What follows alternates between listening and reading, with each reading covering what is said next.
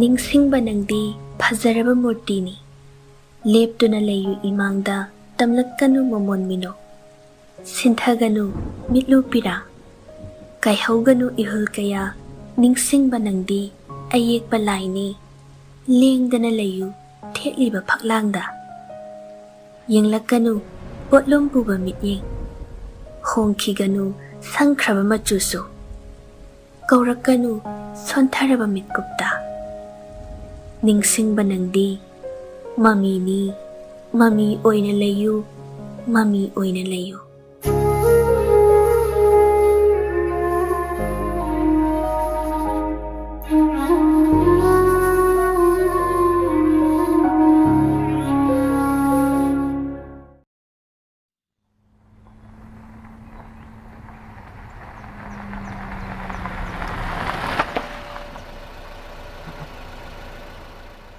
Yamna lapkhre khungang ado hojik matamsida adugumba khungang ama lam ama leiramgani haibadi thajarudabani wari da khaktabada oiramgadra chumlidra Khanna yam chingnana lakbani adubu tasengna hainariba singdo chumlamle mamit makna uri purna gari kuina tonglakbagi khwang yamna narabani thong hangduna hek kumbaga yanglen tekhatuna nak yetta haidoi aduga ikoi koini yenglai ichik chikpa pumsang sangba maphamdo akoi bada lechil thari thari ayukla nomidangla bhap oide nomit thokpagi mamira chingya romda ngangli iwaw na tariba mit suktok tu na ngaihak mangi adudagi khudang gari ado thangatuna yengbada nungthil pung mari taramle Rajen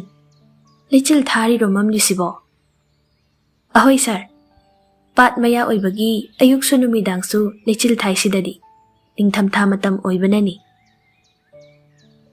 wangang na gari dagi pochai purakliba singdo mathang thang thaduna lokthai pat maya oiba khonjal thokna hairakpa natte sonthangna na sonba khakni Rajena tawriba thabak to yakshili purakliba beg kharado quarter adugi ikai duna leiriba seri mathaktuda thangatuna thami ngarang ngahanda sitok sengdokhibagi mamiri tai adubu leiriba mawongdudi fibam sokli phaklangsu plaster tawriba saruk khara kaiduna kenkhraga manungi chekki saruk khakta lehawba yaure thongnaudi ipha phana uri yengbadadi hangdok hangjinda bera tawdoribra Khanna laptak munna yengi purna mataw aduda Rajen bhap taraduna nokmi wa hairei leibabu haina dawribra khangdene sir tawrise kuire chahi kunmuk hairadra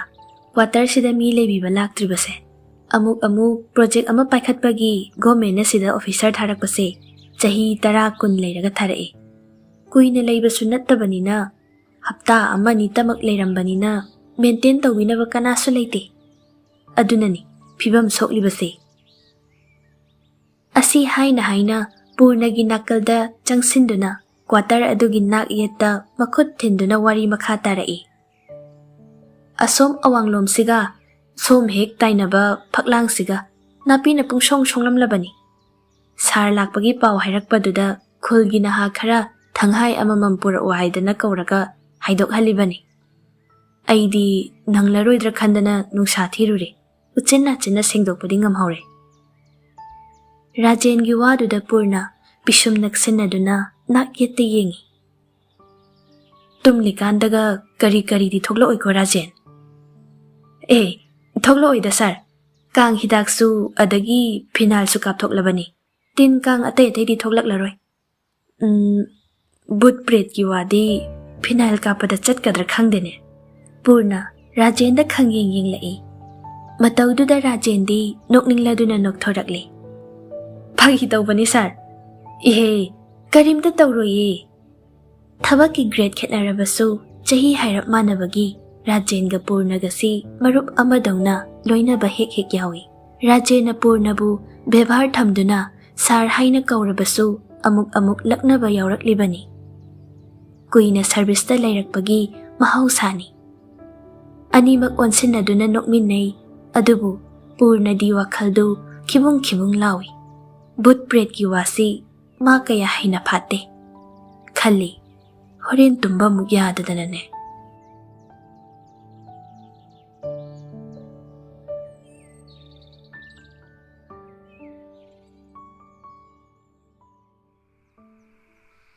Numit tasinkhibadi khanghauba natre.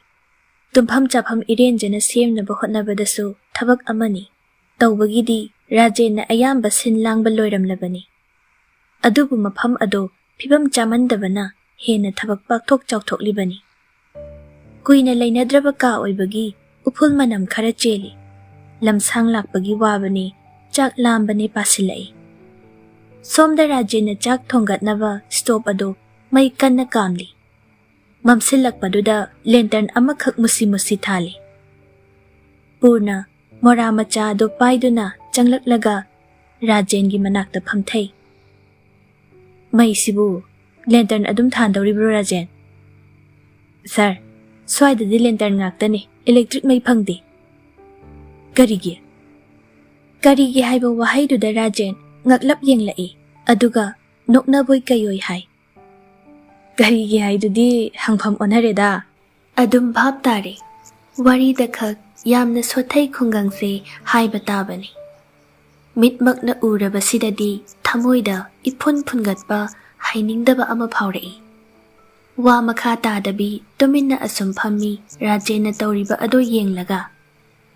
Ichik chikpa nungdangwai aduda kaujreng harau hangoina chingba jiba panba khongba ngamba khonjel thokpa makhai punsinduna haunaraga khongli mapanda. Chak thangatpa haurakpa matamduda nong su marik khiklai. Siling pandraba yumthak aduda nong marik khiklakpagi makhol tap launa tai. Nong sitsu sitli. Ningthamtha matam oibaga nong aduga hena ingsilakpa dawna su tawri. Uchinna chinna chak loisinduna chathok minare. Kolik phengba chamba loirakpada nongsu khangkan silai. Hana horamba jinga mafam kharadagi nong yubasu yauri. Fibam aduk yamna charak loi haibadi purna bhab oirudabani. Rajensu adumakti oini thajakidabani. Animak tingak kari tawni khangda lamyaida leptuna leinei. Nong yuriba ahoba karak adomda yengladuna. Tanja aduda torchlight ki maingal chawraba ama kaptuna ahal ama thong thillare. Rajenga onsinaduna wari tawi thongjin hek kansilakpaga. Rajen, chak ising kamdawre noide. Haujikte tokpada ngairi khura. Oho, phare adudi. Ibungo sahebti onthokna nungairamlaroine. Nong chingi phibam siga. Ahal dugi wada purna nokmi tawrai. Khumdi khumlakte. Ma kari khumni khangde. Maramdi tasingna ma nungaitre. Laikhom manam Lenin karakliba. Tin kang paisilakliba. Nong yuriba. Ma amata nungaitre. Hainaba poktre. Aduna mikup aduda karishu tawde. Kaide khumlabadi yamna tawsinaba. Haijanaba takhrani Khanna khumludre. Sumdawani Rajen, aina laklibase. Haibiyu khura. Madam ibemana sahebsu aduga ibungo Rajensu sida leiba nungairamlaroi haidana kaurucho tharaklibani. Madam nabo. Nongsi khanghaudan hek tasilakpasida yamna su phibam charamlaroi khaliba. Aikhoigi schoolda leibada hangoirodabo oidi adumna chatpana phaidana. Karigi hainaroi donone. Khura, adudi yamna phakre aikhoigidi. Sida bhut banglo manba sida leidau mahut. Kripani khura ibungo, kripani. Masini ngang basidi. Karino hainaribadu purna bhab ita tadringai satin amamam tupladuna ahaldugi matung inare. Lambido laikhom onthokna thokre. Torchlight ki mengal aduda kaujreng kharasu koi paiduna inari. Nong di mayai oirakna tai. Yam kanna tarambadudi kharadi phare. Adubu nungsit akanba sitpaduna nong liksing haijilaktuna furit pirol litlibadu chothalari. Marak ta nong thang kuptuna ahauba makholna atiyado nilli. Kayam sangna chatkrabano khanghaudrae. Nagyet ki fibam ado khallingai. Lakliba mafam ado yokshilai. Konthong ama lansinbaga sumang piktakna lay. Mangol gi phamen adomda lantern ama mai pikna leithaduna ngali. Mi leibadi ude. Sumang machi aduda ahalduna baltin puthoraktuna laikhom tairiba khongkhut chamthoi aduga mangol karakle.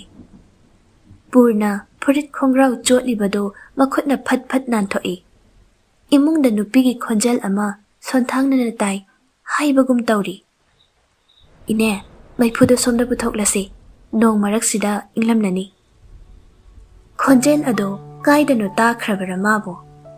Natraga imanda manaba yamna common oiba khonthok oigadoira. Nakong adudadi khwaidagi naknaba marup amagum khonjal duna changlaktuna kaurari. Ningsing libra.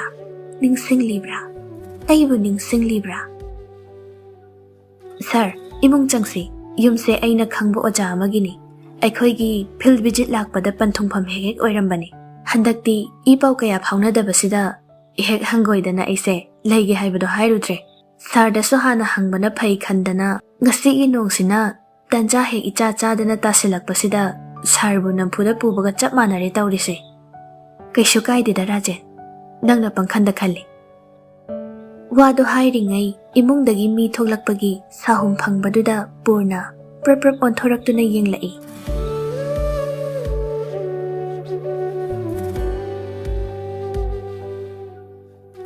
Saktamado pathaba manthaba naidraba tingkhang panbi singil kusum laina manlaba lairiki pandum amadagi tholakpago sana machuda asangbana ikoi.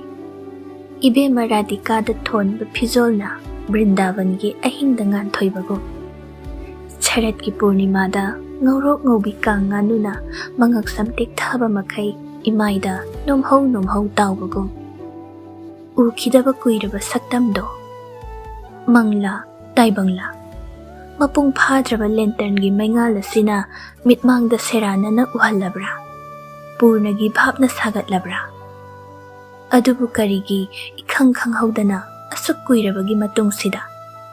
Kauthoklu Kauthokpa natte lotsinkrabani aronba pukningi kakhal amada. Purna tarang amada mangle khongkap amata machi lengda leptuna thoglakliba nupi aduda yengduna lay. Samu machugi higokna piktak mapan chanba sol ama illi. Khuttana tawel oina dauba khudai apikpa ama pairi. Purna bu yenglaga nokphet tawrai. Adubu tarau pangliba mit ani adudi pina ithan thangatpagum maingal apikpa aduda ilang na mitluda tauduna lairi. Masigo bhapnara mabu kaplibra. Kappa mani kappagi maithong natte. Sir, Rajena khangko korakpada Purna swailawi mangduna layruba adunani. Kangsilaba chimbal ado chothalladuna tin amuktang yotharaga mamit kuppi. Rajendi bhap oidabi makha prap tarai. Phirol ado yamna chotladi ama honglasi imung changlaga. Asi haina nupiduda onsilai. Madam, aikhoi sarni mana mi anauba loinabasi khara koibani masagi. Purna na wa suknganglaktrabaduda Rajena wa melakpani lana khankhiba tare haidana. Adubu nupidudi noglai. Kaisu kaide. Purna amuksu yengi. Mabu kaushira hekta. Adubu kari haina. Kuina ayingbada leplabadi naraniya yambung imungda changlasi. Hoy. Karino taukribado Rajen tingak yengi. Thoibina nongmata officer amata asumna kaukidri. Sar haiba mingau asidagi henkidabani. Adubu ngasidi yambung. Karamna hana khangnabra. WakhaL jat thoglai. Imung changlaktuna makhoina leigadauba ka aduda mafi achotpa hongi. Tarang amada tauriba Purnagi saktam adu Rajen kirup yengladuna mabu hangsira hangumsira khanjanaduna leiringai ahal adu changlaktuna kaurari.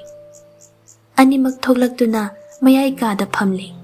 Maipu ani amane maitan chakhalakpada ngairibagi mainil yamna kalli. Ikoi koina mora thaduna phami ahal aniduna phakta phami. Wari tauna saksu taknei. Ahal aduna school gi founder member ni mamingna Megha. Mahaki nupi Bina aduga Thoibi. School aduda oja oina leibani asikhak hai. Purna khangningna Thoibi putta yengduna lei. Mayamna khangningkre. Karamna maphamsida leiramlibano haina. Adubu pakna hangba ngamde. Karamna su hangluni leiriba misingdugi mamangda. Mana khanghaningdaba yauramlabadi. Pung khara thengsilakpaga mahi tumba changnaragle. Purnadi pakna tumthaba yade. Yawonduna ngaihakle. Longna amuk hiptuna kangkhal mathak aduda yenglaga WakhaL Turi. Mabu magi nupaga kainakhraba chala. Natraga yumsina magi nupa mayum oiribra. WakhaL Khanna ningsinglai matam amagi wahai khara.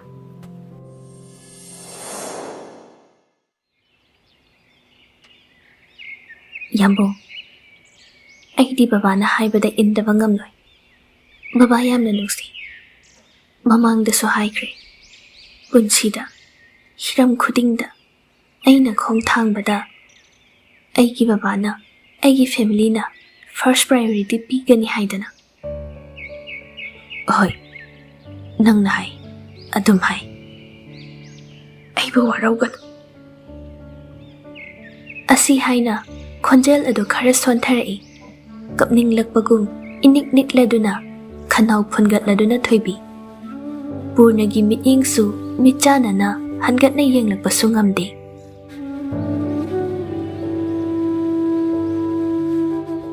Nangi apamba, nangi nungaibada, aina karamna thingani. Thingloye, adum apamba taw. Thoibi kapli amuk nganglai. Yambunggisu, nangi career na khwai arubani Khanna mitna oishinduna hotnari. Maishu pakani soidana. Aigisu aningba pamba mayam ama lei. Mayam sigi marakta babagi pukning penhanbasu amani. Khwaidagi maru oibani. Yambung, ibani lambise yam khenari. Aina chatkadabana ama, yambungina ama.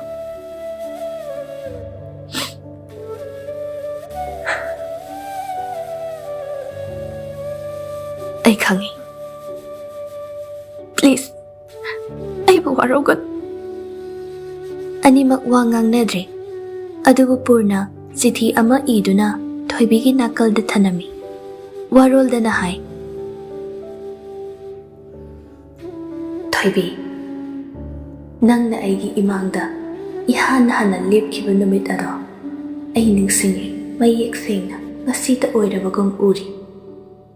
Kusumlay machugi salwar ama setuna muna sanglava inafi aduga. Aigi mitta nangse basanta ritugi leirangko. Konungda rasdagoi katpa lakpi gopi amagi keraba phizit leiteng na suhen kide. Yamna phazai. Aina khanki asuk phazabi apsara asibu aigi oijaba phanggadra. Manglani English novel ama pabada yaurakpa 18th century gi nungairaba ballroom adugumbani. Nuksiraba isai ama tabada swargaga malemga samnaba unna kuppa chingsang paringda nanga iga sanabago. Khangde matam aduda phawkhibado punsida oithokpa yadauba ihol amatta oikide. Mangamada sum tauduna leiki. Aina khali nanga iga karamna panthung yohansige. Adubu panthung yobagi asa adusu manglana dum oikresana. Ahanba ibani Kanyakumari chatpa trip aduda aina haikidana. I'm mentally preparing myself not to get too hurt by your choice haidana. Nangi aibu hek hundok lambana tawaduda ꯑꯩꯅ ꯐꯥꯒꯤ ꯑꯣꯏꯅ ꯍꯥꯏꯈꯤꯕꯅꯤ꯫ ꯐꯥꯒꯤ ꯑꯗꯣ ꯉꯁꯤꯗꯤ ꯑꯁꯦꯡꯕ ꯑꯣꯜꯂꯦ꯫ ꯉꯁꯤꯗꯤ ꯇꯁꯦꯡꯅ ꯑꯩꯒꯤ ꯋꯥꯈꯜ ꯍꯛꯆꯥꯡ ꯑꯁꯦ ꯅꯪꯒꯤ ꯋꯥꯔꯦꯞ ꯑꯗꯨꯅ ꯄꯨꯟꯁꯤꯁꯤꯃ ꯁꯣꯛꯇꯨꯅ ꯂꯩꯍꯧꯗꯅꯕ ꯑꯩ ꯍꯣꯠꯅꯔꯒꯦ꯫ ꯃꯤꯠꯂꯨꯗꯒꯤ ꯄꯤꯔꯥꯡꯁꯨ ꯁꯤꯟꯊꯗꯕ ꯑꯣꯏꯁꯅꯨ, ꯅꯪꯁꯨ ꯅꯨꯡꯉꯥꯏꯅ ꯄꯥꯜꯂꯨ꯫ ꯑꯩꯁꯨ ꯑꯩꯒꯤ ꯄꯨꯟꯁꯤ ꯂꯝꯕꯤꯗ ꯊꯃꯣꯏꯁꯤꯅ ꯁꯣꯟꯊꯔꯛꯄ ꯃꯤꯀꯨꯞꯇ ꯅꯪꯕꯨ ꯅꯤꯡꯁꯤꯡꯗꯕ ꯑꯣꯏꯒꯦꯀꯣ꯫ ꯅꯨꯡꯉꯥꯏꯅ ꯄꯥꯜꯂꯨ ꯌꯥꯝꯕꯨꯡꯒꯤ ꯁꯅꯥ꯫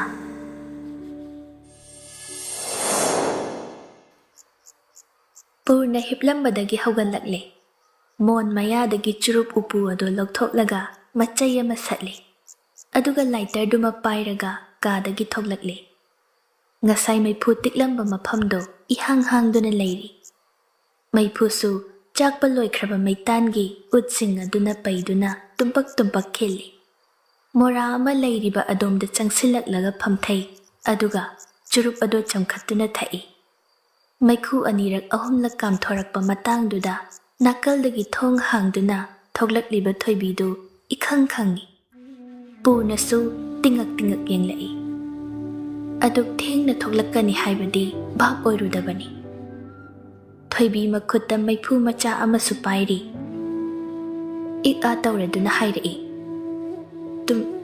ꯇꯨꯝꯕ ꯌꯥꯗ꯭ꯔꯕꯣ?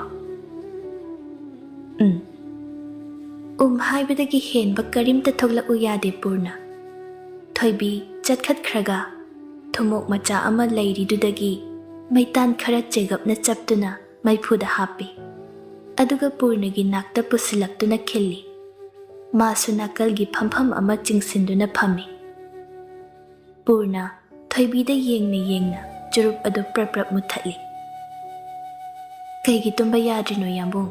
ꯏꯪꯕꯒꯤꯔꯥ? ꯕ꯭ꯂꯦꯡꯀꯦꯠ ꯑꯃꯒ ꯄꯤꯔꯛꯎꯔꯥ? ꯅꯠꯇꯦ, ꯁꯨꯝ ꯃꯐꯝ ꯑꯣꯟꯅꯕꯁꯤꯗ ꯑꯣꯏꯔꯝꯒꯅꯤ꯫ ꯑꯣ, ꯑꯗꯨꯗꯤ ꯅꯣꯡ ꯅꯤꯅꯤ ꯂꯩꯔꯒ ꯍꯩꯅꯔꯛꯁꯅꯤꯗ꯫ ꯑꯩꯒꯤꯗ ꯂꯩꯕꯁꯤꯕꯨ ꯍꯩꯅꯗꯕ꯭ꯔꯅꯦ? ꯍꯩꯅꯗꯕ ꯃꯥꯜꯂꯕ꯭ꯔꯣ? ꯊꯣꯏꯕꯤ ꯅꯣꯛꯃꯤ ꯅꯣꯛꯃꯤ ꯇꯧꯔꯛꯏ꯫ ꯁꯨꯝ ꯑꯩꯉꯣꯟꯗ ꯋꯥꯒ ꯑꯝꯇ ꯉꯥꯡꯗꯕꯗꯨꯗ ꯅꯪ ꯁꯤꯗ ꯂꯩꯔꯝꯒꯅꯤ ꯍꯥꯏꯗꯤ ꯊꯥꯖꯔꯨꯗꯕ, ꯑꯗꯨꯒꯤꯔꯥ? ꯅꯪ ꯅꯠꯇꯕ ꯅꯪ ꯃꯥꯟꯕ ꯅꯨꯄꯤꯔ ꯍꯥꯏꯗꯅ ꯈꯜꯂꯨꯔꯕꯅꯤ꯫ ꯀꯧꯔꯨꯔꯒ ꯍꯦꯛ ꯃꯤ ꯑꯣꯟꯅꯔꯝꯂꯕꯗꯤ꯫ ꯑꯁꯤꯕꯨ ꯋꯥꯅꯦꯅ ꯑꯩꯕꯨ ꯁꯛ ꯌꯥꯝꯅ ꯑꯣꯜꯂꯕ꯭ꯔꯥ ꯍꯥꯏꯔꯤꯁꯤꯕꯣ? ꯎꯕꯗ ꯈꯪꯗꯦ ꯍꯥꯏꯔꯤꯁꯤꯕꯣ? ꯈꯪꯗꯦ ꯍꯥꯏꯕ ꯅꯠꯇꯦꯗ꯫ ꯍꯥꯏꯁꯤꯟꯅꯒꯅꯨꯗ꯫ ꯄꯨꯔꯅ ꯊꯣꯏꯕꯤꯗ ꯑꯁꯨꯝ ꯌꯦꯡꯉꯤ, ꯄꯥꯎꯈꯨꯝꯗꯤ ꯄꯤꯔꯛꯇꯦ꯫ ꯃꯥꯗꯤ ꯍꯥꯏꯅꯤꯡꯕꯅꯤ, ꯁꯛ ꯀꯔꯤꯁꯨ ꯑꯣꯟꯗꯦ, ꯍꯥꯟꯅꯒꯨꯝ ꯐꯖꯔꯤ, ꯍꯥꯟꯅꯒꯨꯝ ꯊꯃꯣꯏ ꯍꯨꯔꯤ꯫ ꯑꯗꯨꯕꯨ ꯍꯥꯏꯕ ꯌꯥꯗꯦ, ꯍꯥꯏꯕ ꯌꯥꯕ ꯋꯥꯍꯩ ꯑꯣꯏꯗ꯭ꯔꯦ꯫ ꯋꯥꯍꯩ ꯑꯗꯨꯃꯛ ꯑꯔꯥꯟꯕ ꯑꯣꯏꯔꯦ, ꯄꯥꯞ ꯆꯦꯟꯕ ꯋꯥꯍꯩ ꯑꯣꯏꯔꯦ, ꯃꯔꯥꯜ ꯂꯩꯔꯦ ꯃꯤꯀꯨꯞ ꯑꯗꯨꯗ꯫ ꯅꯨꯡꯁꯥ ꯁꯣꯔ ꯁꯥꯡꯅ ꯍꯣꯟꯗꯣꯛꯂꯗꯨꯅ ꯋꯥꯔꯤ ꯑꯃ ꯑꯣꯏꯅ ꯁꯥꯔꯛꯏ ꯄꯨꯔꯅ꯫ ꯀꯔꯤꯒꯤꯅꯣ ꯅꯪꯗꯤ ꯊꯦꯡꯅ ꯇꯨꯝꯗꯗꯅ ꯂꯩꯔꯤꯗꯤ? ꯑꯉꯥꯡꯁꯤꯡꯒꯤ ꯀꯣꯏꯁꯟ ꯁꯤꯜꯂꯝꯕꯅꯤ, ꯄꯔꯤꯈ꯭ꯌꯥ ꯀꯨꯏꯗ꯭ꯔꯦ꯫ ꯑꯣꯍꯣ, ꯅꯈꯣꯏꯒꯤ ꯁ꯭ꯀꯨꯜ ꯑꯃ ꯂꯩ ꯍꯥꯏꯗꯅ ꯔꯥꯖꯦꯅ ꯉꯁꯥꯏ ꯍꯥꯏꯈ꯭ꯔꯦ꯫ ꯀꯃꯥꯏ ꯇꯧꯕꯅꯣ, ꯁꯥꯇ꯭ꯔꯅ ꯀꯌꯥꯝ ꯂꯩꯔꯤꯕ? ꯌꯥꯝꯗꯦꯗ, ꯑꯩꯅ ꯉꯝꯕ ꯈꯔ ꯑꯗꯨꯝ ꯇꯥꯛꯄꯒꯤ ꯋꯥꯅꯤ꯫ ꯒꯣꯔꯃꯦꯟꯅ ꯔꯤꯀꯣꯛꯅꯥꯏꯖ ꯇꯧꯕꯒ ꯑꯣꯏꯗ꯭ꯔꯤꯗ꯫ ꯁ꯭ꯋꯥꯏꯗ ꯁ꯭ꯀꯨꯜ ꯑꯃꯠꯇ ꯂꯩꯇꯤꯌꯦ, ꯑꯗꯨꯒꯤ ꯕꯕꯥꯅ ꯂꯤꯡꯈꯠꯂꯝꯕꯅꯦ꯫ ꯕꯕꯥ ꯂꯩꯇ꯭ꯔꯕ ꯃꯇꯨꯡꯗꯗꯤ ꯑꯩꯅ ꯑꯃꯨꯛ ꯌꯦꯡꯍꯧꯔꯦ꯫ ꯀ꯭ꯂꯥꯁ 5 ꯐꯥꯎꯕꯗꯪꯅꯤ ꯂꯩꯔꯤꯁꯦ, ꯁꯥꯇ꯭ꯔꯁꯨ 100 ꯐꯥꯕ ꯅꯠꯇꯦ꯫ ꯑꯗꯨ ꯑꯣꯏꯔꯁꯨ ꯐꯩꯗ, ꯁ꯭ꯀꯨꯜ ꯑꯃ ꯂꯩꯕ ꯍꯥꯏꯁꯤ ꯌꯥꯝꯅ ꯐꯔꯕꯅꯤ꯫ ꯕꯕꯥ ꯂꯩꯈꯤꯗꯕ ꯀꯌꯥꯝ ꯀꯨꯏꯔꯦ? ꯀꯨꯏꯔꯦ ꯍꯥꯏꯕ ꯋꯥꯍꯩꯁꯤꯗ ꯑꯥꯔꯊ ꯀꯌꯥꯅꯣ ꯐꯨꯝꯂꯤꯕ? ꯀꯌꯥꯝ ꯀꯨꯏꯈ꯭ꯔꯕ? ꯀꯔꯤꯒꯤꯅꯣ ꯀꯨꯏꯔꯦ ꯍꯥꯏꯕ ꯋꯥꯍꯩꯗꯨꯅ ꯑꯗꯨꯛ ꯌꯥꯝꯅ ꯄꯣꯠꯂꯨꯝ ꯄꯨꯔꯤꯕ? ꯈꯪꯅꯤꯡꯂꯛꯏ, ꯍꯪꯅꯤꯡꯂꯛꯏ ꯄꯨꯔꯅ꯫ ꯍꯪꯁꯤꯔ ꯈꯟꯅ ꯆꯨꯝꯗ꯭ꯔꯤꯡ ꯊꯣꯏꯕꯤꯗ ꯌꯦꯡꯗꯨꯅ ꯂꯩ꯫ ꯌꯥꯝꯕꯨꯡꯗꯤ ꯅꯨꯡꯉꯥꯏꯔꯤꯕ꯭ꯔꯥ? ꯀꯝꯗꯧꯔꯤ? ꯊꯣꯏꯕꯤꯒꯤ ꯋꯥꯍꯪꯗꯨꯅ ꯃꯔꯛ ꯊꯠꯈ꯭ꯔꯦ꯫ ꯅꯨꯡꯉꯥꯏꯔꯤ ꯍꯥꯏꯇꯥꯏ, ꯂꯩꯔꯤꯁꯤꯅꯤ꯫ ꯀꯔꯤ ꯄꯥꯎꯈꯨꯝꯅꯣ ꯑꯗꯨꯕꯨ? ꯅꯨꯡꯉꯥꯏꯔꯤꯌꯦ꯫ ꯅꯨꯡꯉꯥꯏꯔꯤꯕꯣ ꯍꯪꯕꯁꯤ ꯁꯥꯎꯅꯤꯡꯕ꯭ꯔꯣ? ꯄꯥꯎꯈꯨꯝ ꯄꯤꯕꯗ ꯅꯪꯅꯗꯤ ꯄꯦꯟꯗ꯭ꯔꯒ? ꯄꯥꯎꯈꯨꯝꯗꯣ ꯆꯨꯝꯅ ꯄꯤꯕ ꯍꯧꯅꯩꯌꯦ꯫ ꯄꯥꯎꯈꯨꯝꯕꯨ ꯋꯥꯍꯪ ꯍꯪꯂꯤꯕ ꯃꯤꯗꯨꯅ ꯄꯦꯟꯅꯕ ꯄꯤꯅꯕ꯭ꯔꯣ? ꯄꯥꯎꯈꯨꯝ ꯍꯥꯏꯁꯤꯗꯤ ꯈꯨꯝꯂꯤꯕ ꯃꯤꯗꯨꯒꯤ ꯑꯄꯥꯝꯕ ꯑꯣꯏꯒꯗꯕꯅꯤ꯫ ꯑꯅꯤꯃꯛ ꯆꯞ ꯆꯞ ꯂꯦꯞꯄꯤ ꯑꯋꯥꯏ ꯑꯈꯨꯝ ꯇꯧꯅꯔꯝꯕꯗꯣ ꯄꯨꯔꯅꯁꯨ ꯇꯧꯐꯝ ꯈꯪꯗ ꯃꯈꯨꯠꯅ ꯈꯨꯔꯨ ꯃꯄꯥꯗꯨꯗ ꯁꯨꯔꯨ ꯁꯨꯔꯨ ꯅꯥꯟꯗꯨꯅ ꯂꯩ꯫ ꯃꯥ ꯑꯁꯨꯝꯅ ꯈꯨꯝꯂꯝꯂꯣꯏꯗꯕꯅꯤ꯫ ꯀꯔꯤꯒꯤꯅꯣ ꯉꯥꯏꯍꯥꯛ ꯑꯗꯨꯗ ꯅꯤꯡꯉꯥꯏ ꯇꯧꯔꯨꯔꯤꯕ? ꯑꯁꯣꯛꯄ ꯑꯉꯥꯡꯅ ꯃꯃꯥ ꯎꯕꯗ ꯀꯞꯄ ꯍꯦꯟꯖꯤꯟꯕꯒꯨꯝ ꯄꯨꯛꯅꯤꯡ ꯑꯗꯨ ꯈꯪꯅꯧ ꯅꯧꯊꯔꯛꯏ꯫ ꯊꯣꯏꯕꯤ ꯇꯞꯅ ꯍꯥꯏꯔꯛꯏ, ꯀꯨꯏꯅ ꯎꯅꯔꯨꯗ꯭ꯔꯕꯗꯤ ꯅꯨꯡꯉꯥꯏꯔꯤꯕ꯭ꯔꯥ ꯍꯪꯐꯝ ꯊꯣꯛꯏ꯫ ꯅꯨꯡꯉꯥꯏꯔꯤꯕ꯭ꯔꯥ? ꯄꯨꯔꯅ ꯈꯣꯟꯖꯦꯜ ꯏꯁꯣꯟ ꯁꯣꯟꯅ ꯊꯣꯏꯕꯤꯔꯣꯝꯗ ꯑꯣꯟꯁꯤꯜꯂꯛꯏ꯫ ꯅꯨꯡꯉꯥꯏꯇꯦ ꯄꯨꯟꯁꯤꯁꯦ, ꯅꯨꯡꯉꯥꯏꯒꯗ꯭ꯔꯥ ꯈꯜꯂꯒ ꯅꯨꯡꯉꯥꯏꯔꯝꯗ꯭ꯔꯦ ꯌꯥꯝꯕꯨ꯫ ꯈꯪꯗꯦ, ꯑꯩꯁꯦ ꯂꯥꯏꯕꯛ ꯌꯥꯝꯅ ꯊꯤꯔꯦ ꯍꯥꯏꯒꯗꯣꯏꯔꯥ? ꯃꯁꯤꯁꯨ ꯄꯨꯟꯁꯤ ꯃꯈꯜ ꯑꯃꯅꯤ ꯍꯥꯏꯗꯅ ꯑꯩ ꯑꯦꯛꯁꯦꯞ ꯇꯧꯔꯕꯅꯤ꯫ ꯃꯁꯤꯒ ꯂꯣꯏꯅꯅ ꯍꯤꯡꯕꯁꯨ ꯍꯩꯅꯔꯦ꯫ ꯑꯗꯨꯕꯨ ꯅꯨꯡꯉꯥꯏꯕꯗꯤ ꯐꯪꯗꯦ꯫ ꯑꯩ ꯅꯨꯡꯉꯥꯏꯇꯦ꯫